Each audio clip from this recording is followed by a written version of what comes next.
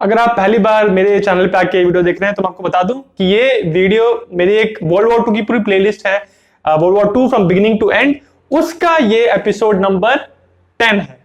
इसके पहले वाले एपिसोड में हमने बात की कि कैसे वर्ल्ड वॉर 2 शुरू हुआ, सितंबर 1939 के महीने में कैसे वेस्ट साइड से जर्मनी ने इन्वेड किया पोलैंड को और ईस्ट साइड से सोवियत यूनियन ने। इस वीडियो में हम बात करेंगे एक अंडरडॉग के बारे में। एक अंडरडॉग होता क्या है? जब भी कोई छोटा या फिर कम ताकतवर कोई एंटिटी, कोई इंसान, कोई कंट्री किसी बड़ी कंट्री के साथ, किसी बड़े प्लेयर के साथ लोहा लेता है, उनसे मुकाबला करता है, तो उसको हम कहते हैं कि अंडरडॉग टकरा रहा है किसी बड़े प्लेयर के साथ। अगर आप जनरली देखें तो हम इंसानों को अंडरडॉग्स पसंद आते हैं। आप पूरा हिस्ट्री उठा के देख लीजिए। जब आईपीएल हुआ था इंडिया में, जो पहला आईपीएल का एडिशन था, उसमें कैसे राजस्थान रॉयल जीते थे। किसी को नहीं लग रहा था कि राजस्थान रॉयल जीत सकते हैं, बट वो क्योंकि अंडरडॉग्स थे वो लोग, और वो लोग कहां इतनी बड़ी बड़ी टीम्स को हरा के वो लोग फर्स्ट आईपीएल एडिशन जीत गए थे। अगर सिंपल भाषा में बात करूं तो एक ऐसा मुकाबला होता है जिसमें एक तरफ होता है हाथी और एक तरफ होती है चींटी। तो ऐसे ही मुकाबले के बारे में इस वीडियो में हम बात करेंगे। कहानी शुरू होती है अक्टूबर साल 1939 से। जर्मनी और सोवियत यूनियन पोलैंड को पूरी तरह से कैप्चर कर चुके हैं और अपने अपने हिसाब से आधा आधा बांट चुके हैं। अब इस पूरी सिचुएशन के दौरान फ्रांस और ब्रिटेन कुछ भी नहीं कर रहे हैं। वो बस वादा कर रहे थे पोलैंड को कि हेल्प करेंगे, बट वो जानते थे कि हेल्प करने जाएंगे तो उनके ऊपर अटैक हो जाएगा, और वो तैयार नहीं थे जर्मनी का सामना करने के लिए। फ्रांस और ब्रिटेन सिर्फ बैठ के वेट कर रहे थे किस चीज का, कि अब हिटलर का नेक्स्ट दाव, नेक्स्ट मूव हिटलर का क्या होगा। बट सरप्राइज ये था कि नेक्स्ट मूव हिटलर ने नहीं किया, नेक्स्ट मूव किया स्टालिन ने, सोवियत यूनियन के लीडर। स्टालिन जानते थे इस बात को कि अब यूरोप में वॉर का माहौल है एक बार फिर से। पहले वो था फर्स्ट वर्ल्ड वॉर में, बट अब फिर से पूरा गर्मा गर्मी यहां पे चल रही है और लोहा गर्म है। यही मौका है स्ट्राइक करने का और अपने अंपायर को बड़ा करने का। जब भी बात होती है अंपायर को एक्सपैंड करने की, बड़ा करने की, फैलाने की, तो सबसे पहले आपका ध्यान कहां जाएगा? आपका ध्यान जाएगा आपके पड़ोसी देश के ऊपर। उसका सिंपल सा रीजन है, क्योंकि पड़ोसी देश है आपका तो इजीली एक्सेसिबल होगा, आप आराम से वहां पे अटैक कर सकते हो। उसके दूसरा एक बड़ा रीजन ये होता है कि अगर आपने आपके पड़ोसी देश को आपके अंदर अपने एनेक्स कर लिया, आपको मिला लिया, तो वहां से आप आगे अपने अटैक को कंटिन्यू कर सकते हो, इन्वेजन आगे कर सकते हो, अपने एम्पायर को और एक्सपैंड कर सकते हो। तो नेचुरली पहले आप नेबर की तरफ ही देखते हो। बिल्कुल यही चीज सोवियत यूनियन के स्टालिन ने की। उनकी नजर पड़ी फिनलैंड के ऊपर। उस जमाने में फिनलैंड बहुत बड़ा देश नहीं था, वो छोटा देश था, उसकी आबादी छोटी थी और बहुत ही स्पार्सली पॉपुलेटेड जगह थी फिनलैंड। उसके अलावा पोलैंड में बहुत सारे जंगल थे और बहुत सारे लेक्स थे, और वहां की मिलिट्री बहुत स्ट्रांग नहीं थी, क्योंकि छोटा कंट्री था तो उस हिसाब से वहां की मिलिट्री भी थी। बट सबसे इंपॉर्टेंट बात, फिनलैंड उस जमाने में बहुत नया नया कंट्री था। नया इसलिए क्योंकि पहले शुरुआत के 700 सालों तक, यानी साल 1809 तक, फिनलैंड एक्चुअली स्वीडन का एक हिस्सा था। उसके बाद यानी 1809 के बाद साल 1918 तक, लगभग 100 साल हो गए। इस पूरे ड्यूरेशन में फिनलैंड रशियन अंपायर का हिस्सा था। तो 1980 में जब फर्स्ट वर्ल्ड वॉर खत्म हुआ तो फिनलैंड को अपना एक इंडिपेंडेंट वो देश बना, और इसीलिए 1918 से लेके अब 1939 आ गया था, तो सिर्फ 21 साल, बहुत यंग देश था फिनलैंड। हालांकि सोवियत यूनियन और फिनलैंड के बीच में 1932 में एक नॉन एग्रेशन पैक्ट हुआ था, यानी उन दोनों ने एक दूसरे को वादा किया था कि वो लोग लड़ाई नहीं करेंगे। बट स्टालिन का मुद्दा यह था कि वो चाहते थे कि लेनिनग्राड जो जगह थी, जो सोवियत यूनियन की एक बहुत इंपॉर्टेंट, स्ट्रेटेजिकली बहुत इंपॉर्टेंट जगह थी सोवियत यूनियन के लिए, वो जो जगह है वो सोवियत बॉर्डर से सिर्फ 30 किलोमीटर अंदर थी। माफ कीजिएगा, 30 मील अंदर थी। तो अगर आप सोचिए कि अगर आपके देश का कोई बहुत इंपॉर्टेंट शहर है तो आप चाहते हैं कि वो इतना एक्सपोज ना रहे बाहर के लिए, अटैक के लिए।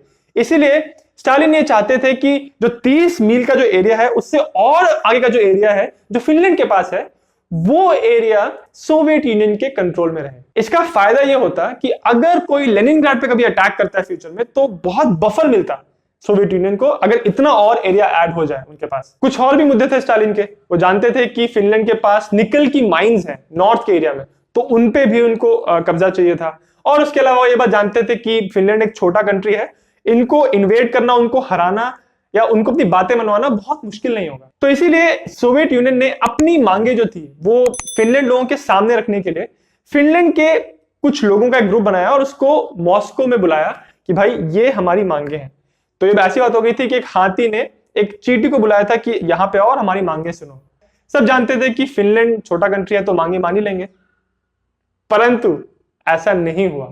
पूरी दुनिया शॉक में रह गई कि फिनलैंड ने सोवियत यूनियन की मांगे ठुकरा दी हैं। इसका मतलब जानते हैं कि क्या है? फिनलैंड लोग सामने से कह रहे हैं सोवियत यूनियन को कि हम आपकी बात नहीं मानेंगे, आपको चाहिए तो आप हमला कर लो, बट हम आपकी बात नहीं मानेंगे।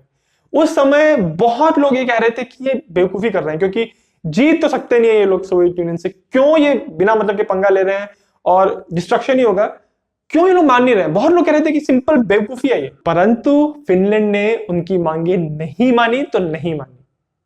और इसके बाद 30 नवंबर की वो तारीख थी, साल था 1939, सुबह 9:20 पे सोवियत यूनियन ने हमला कर दिया फिनलैंड के ऊपर। सोवियत फाइटर प्लेन्स ने जाके फिनलैंड के हेलसिंकी के एरिया को पूरा बॉम्बार्डमेंट करना शुरू कर दिया, वहां बॉम्ब गिराना शुरू कर दिया। और इसके अलावा सोवियत जो आर्मी थी, उन्होंने जो इतना बड़ा फ्रंटियर था, इतना बड़ा जो बॉर्डर वो शेयर करते थे फिनलैंड का, बहुत जगहों पे उन्होंने इन्वेजन कर दिया। अब ऑब्वियसली फिनलैंड के लोगों ने, उनके डेलीगेशन ने सामने से जाके सोवियत यूनियन की मांगों को टकराया था, तो ऑब्वियसली वो अब तैयार थे लड़ाई के लिए। तो फिनलैंड का जो डिफेंस था उसकी जिम्मेदारी, उसका जिम्मा सौंपा गया एक 72 साल के आदमी को। इस आदमी का नाम था मार्शल कार्ल मैनरहाइम। उस जमाने में फिनलैंड में एक हीरो माने जाते थे और इन्होंने रिसेंटली फिनलैंड में एक सिविल वॉर हुआ था, उसमें बहुत अच्छा परफॉर्मेंस किया था, इसलिए इनको ये जिम्मेदारी सौंपी गई। फिनलैंड ने अपने देश की डिफेंस को मजबूत करने के लिए ऑलरेडी जो कैरेलियन इस्थमस का जो रीजन था, जो आप मैप में देखेंगे आपको नजर आएगा, बहुत बड़ा रीजन है, वहां उन्होंने ऑलरेडी एक डिफेंसिव लाइन बनाना शुरू कर दिया था। उसका नाम था मैनरहाइम लाइन। ये बिल्कुल फ्रांस में जो मैजिनो लाइन थी उसकी तरह ही थी, ऑब्वियसली उतनी स्ट्रांग नहीं थी, बट उसी तरह से ये लाइन बनी हुई थी। इस लाइन का मेन मकसद ये था कि अगर कोई फ्रंटल अटैक होता है कैरेलियन इस्थमस की रीजन से, जो कि ऑलरेडी सबसे ज्यादा एक्सपोज था, तो उस रीजन में फ्रंटल अटैक को रोकने में ये लाइन मदद करेगी। मैनरहाइम एक बहुत ही प्रैक्टिकल मिलिट्री लीडर थे। वो जानते थे इस बात को कि फिनलैंड के डिफेंसेस इतने स्ट्रांग नहीं है कि वो सोवियत यूनियन को रोक पाएंगे या उनको हरा पाएंगे। तो इसीलिए पहले उन्होंने अपनी सरकार को इस बात के लिए उन्होंने रिक्वेस्ट किया था कि वो स्टालिन के साथ कर ले समझौता, और जो वो डिमांड्स रख रहा है उसमें देखो कुछ अगर नेगोशिएशन होकर मान सके तो हो जाए, ये लड़ाई ना करनी पड़े, क्योंकि वो जानते थे कि वो लोग सोवियत यूनियन को हरा तो नहीं सकते। बट जब उनको बोला गया कि नहीं, हम डिमांड्स नहीं मानेंगे, आपको डिफेंड करना है, तो उस रिस्पॉन्सिबिलिटी को भी उन्होंने एक्सेप्ट किया और फिर प्लानिंग स्टार्ट की। सबसे पहली और मेरे ख्याल से सबसे इंपॉर्टेंट जो टेक्निक लगाई अपने डिफेंस के लिए फिनलैंड ने, उस टेक्निक को कहते हैं स्कॉर्च्ड अर्थ पॉलिसी। इसमें ऐसा होता है कि आप अपनी जमीन को पूरी तरह से स्कॉर्च कर देते हैं, मतलब खाली कर देते हैं, बंजर कर देते हैं, छोड़ देते हैं, ताकि जो इन्वेडिंग फोर्स है उसको जमीन से कुछ फायदा ना हो। इसके तहत फिनलैंड ने क्या किया, उन्होंने जो सोवियत यूनियन की तरफ जो एक्सपोज्ड रीजन था, जहां से फोर्सेस आने वाली थी, उस पूरे रीजन को उन्होंने इवैक्यूएट करवा दिया। वहां से 1 लाख लोगों को उन्होंने घरों से निकलवा दिया, ताकि उस रीजन में आके ये जो इन्वेडिंग आर्मी है उसको कोई भी हेल्प ना मिले। इसके अलावा उन्होंने इस पूरे रीजन को हेवीली बूबी ट्रैप कर दिया, मतलब उस पूरे रीजन में उन्होंने बहुत सारी माइंस लगा दी कि कोई भी अगर फोर्सेस आ रही है तो आसानी से वो क्रॉस ना कर पाए। स्टालिन चाहते थे कि ये विक्ट्री फटाफट आए, इसीलिए उन्होंने भारी मात्रा में, आप समझिए कि 1,20,000 फौजियों को उन्होंने कमिट कर दिया इस इन्वेजन के लिए। 1000 गन्स एंड 600 टैंक्स को उन्होंने कमिट कर दिया फिनलैंड के अटैक के लिए। बट यहां पे सोवियत आर्मी के लिए जो बहुत बड़ा चैलेंज था वो ये था कि फिनलैंड की जो जमीन थी वहां बहुत फॉरेस्ट थे, बहुत जंगल थे, और वहां की जमीन में बहुत सारे लेक्स थे और जमीन दलदली थी। यानी फिनलैंड में ऐसे रोड्स नहीं बने थे कि आप आसानी से घुस जाओगे, तो जो नैरो अप्रोचेस थे, जो कम कम जगह थी घुसने के लिए, उन जगहों को अगर अच्छे से डिफेंड कर लिया फिनलैंड के लोगों ने, तो सोवियत यूनियन की आर्मी को अंदर जाने के लिए प्रॉब्लम हो सकती है। और यही एडवांटेज था फिनलैंड का। उनके पास बहुत सारे एंटी टैंक वेपन्स नहीं थे, उनके पास आर्टिलरी नहीं थी, और श्योरली सोवियत यूनियन के बराबर तो बिल्कुल भी नहीं थी। बहुत कम मात्रा में उनके पास वेपन्स थे, बट वो जानते थे इस बात को कि उनकी जो ज्योग्राफी है वो उनको फेवर करती है, और उसी का उन्होंने एडवांटेज लिया। तो जब सोवियत इन्वेजन शुरू हुआ तो स्टार्टिंग के दिनों में पतले पतले अप्रोचेस थे फिनलैंड के, और वहां पे कॉलम्स के कॉलम्स, मतलब रशियन आर्मी के जो लोग हैं वो चले जा रहे हैं, और सामने फिनलैंड के फोर्सेस ने अपने मशीन गन पोजीशंस बना के रखी थी। तो हो क्या रहा था कि सामने से बहुत सारी मात्रा में फौजी आ रहे हैं और फिनलैंड के फौजी मशीन गन पे बैठ के सिर्फ ट्रिगर दबा के बैठे हैं, सिर्फ फायर कर रहे हैं। ये हालत हो गई थी कि कितने फिनलैंड के फौजी, उनको नर्वस एग्जॉशन हो जा रहा था, मतलब वो लोग थक जा रहे थे इतने लोगों को मारने की वजह से। अब आप सोचेंगे कि ऑब्वियसली अगर सोवियत आर्मी के इतनी कैजुअलिटीज हो रही हैं, उनके फौजियों को इतने आसानी से मार दे रहे हैं फिनलैंड के डिफेंडर्स, तो शायद से अब सोवियत आर्मी की लीडरशिप कुछ स्ट्रैटेजी में बदलाव लाएगी, राइट? रॉन्ग। इतने नुकसान होने के बावजूद कोई भी बदलाव नहीं लाया गया और एक के बाद एक, वेव आफ्टर वेव सोवियत फौजी आगे जाते थे और वो लगातार मर रहे थे फिनलैंड की गोलियों से। और इसका बिल्कुल उल्टा कर रहे थे फिनलैंड के फौजी। वो गिरिल्ला टेक्निक्स का इस्तेमाल कर रहे थे। रात के टाइम जाके वो सोवियत यूनियन के जो सप्लाई कॉलम थे उनको अटैक कर रहे थे और अलग अलग करने के बाद सोवियत जो अटैकर्स थे उनको ये लोग खत्म कर दे रहे थे और वहां पे अपना अटैक पूरा करने के बाद वापस आ जा रहे थे। तो इस वजह से फिनलैंड के लिए सक्सेसफुल हो रहा था, बट सोवियत यूनियन के लिए बहुत ही डिजास्टर साबित हो रहा था। इस सब के अलावा एक और बहुत बड़ा ड्रॉबैक ये था उस समय सोवियत आर्मी के लिए कि उनकी आर्मी अच्छे से इक्विप नहीं थी। ये बात हो रही है नवंबर दिसंबर के महीनों की और फिनलैंड का रीजन है ये। इतनी ठंडी पड़ रही थी, -40 डिग्री सेल्सियस, और इस टेम्परेचर में जहां पूरी तरफ स्नो बर्फ जमी हुई है, सोवियत आर्मी के फौजियों के पास स्कीज नहीं थे और फिनलैंड के पास ऑब्वियसली ढेर सारे स्कीज थे। इसके अलावा जो सोवियत आर्मी थी, उनके जो टैंक्स थे उनको वो लोग कैमोफ्लेज ही नहीं कर रहे थे। मतलब उनके टैंक्स जो भूरे काले रंग के हैं जितने भी, वो सारे आ रहे हैं, उनके ऊपर मार्किंग्स हैं, आसानी से पूरा आसपास स्नो जमा हुआ है, व्हाइट है, और वो टैंक्स आसानी से आते हुए नजर आ रहे हैं। तो इसलिए आसानी से फिनलैंड के लोग उनको अटैक कर पा रहे थे। On the other hand Finland लोगों का जो भी इक्विपमेंट था वो पूरी तरह कैमोफ्लेज था। इनफैक्ट फिनलैंड के जो फौजी थी उनका जो यूनिफॉर्म था वो भी पूरी तरह से कैमोफ्लेज था।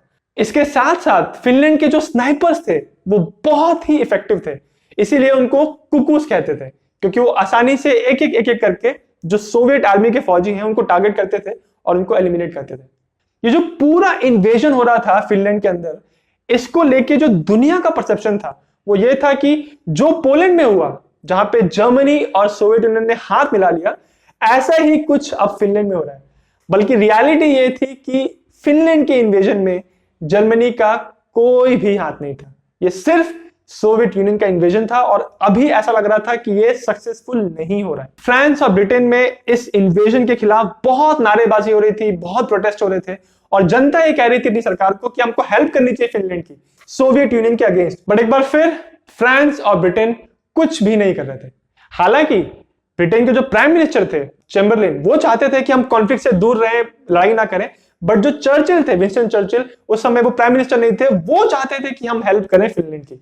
फिनलैंड के लोग स्टार्टिंग से ये बात जानते थे कि वो सोवियत यूनियन से जीत तो नहीं सकते, उनको कोई गलतफहमी नहीं थी, उनको ऐसा कुछ भी एरोगेंस नहीं था कि वो जीत जाएंगे, परंतु उनकी स्ट्रैटेजी ये थी कि वो इतना थका देंगे सोवियत आर्मी को, इतनी कैजुअलिटीज दे देंगे कि सोवियत आर्मी और फाइनली सोवियत लीडरशिप इस बात को मान ले कि फिनलैंड का जो कैंपेन है वो वर्थवाइल नहीं है, मतलब कोई फायदा नहीं है, छोड़ो। परंतु जो फिनलैंड का ये उम्मीद थी, उनकी जो स्ट्रैटेजी थी, वो फेल हुई। उसका रीजन ये था कि स्टालिन ने कमिट किया हुआ था कि उनको यहां पे फतह करनी है और इसीलिए जो इतने उनके सोवियत आर्मी के इतने फौजी मर रहे थे, उन्होंने और रीइंफोर्स किया, मतलब और फौजी को वहां भेजा और आर्मर भेजा, बट उन्होंने अपना जो कैंपेन है उसको लगातार बरकरार रखा, उन्होंने कैंपेन को रोका नहीं। जब ये इन्वेजन शुरू हुआ था तो उसके स्टार्टिंग के टाइम फिनलैंड के पास सिर्फ 3 हफ्तों का आर्टिलरी एम्यूनिशन था, उसके अलावा जो स्मॉल आर्म्स थे उनका एम्यूनिशन के पास था सिर्फ 2 महीने का। फिर भी जनवरी के महीने तक उन्होंने इन्वेडर्स को रोक के रखा, उनको सक्सेसफुल नहीं होने दिया।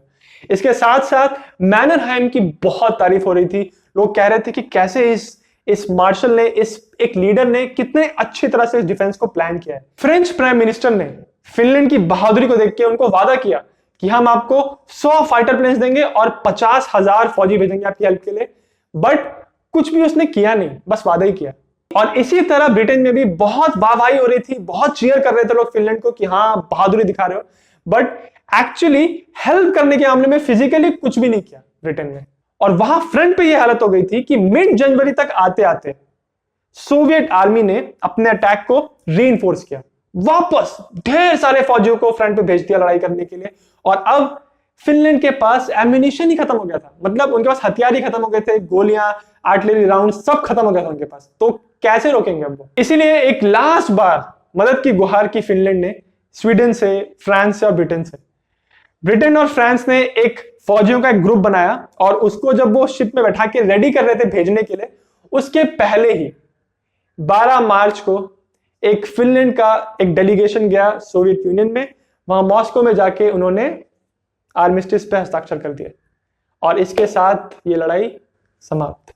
अब जब यहां पे स्टालिन की विक्ट्री कंप्लीट हो गई थी तो पूरी दुनिया को लग रहा था कि स्टालिन अब पूरे फिनलैंड को अपने कब्जे में ले लेंगे, सोवियत यूनियन का हिस्सा बना लेंगे। परंतु ऐसा हुआ नहीं। सिर्फ और सिर्फ 10% टेरिटरी ली स्टालिन ने, और जो उनकी मांगे ओरिजिनल थी वो सारी मांगे उन्होंने कंप्लीट की, बट उन्होंने पूरे फिनलैंड को एनेक्स नहीं किया, जो कि आसानी से वो कर सकते थे। और इसी बात ने पूरी दुनिया को हैरान करके रख दिया। अगर नंबर्स की बात की जाए तो इस लड़ाई में सोवियत यूनियन के लॉसेस बहुत ज्यादा थे।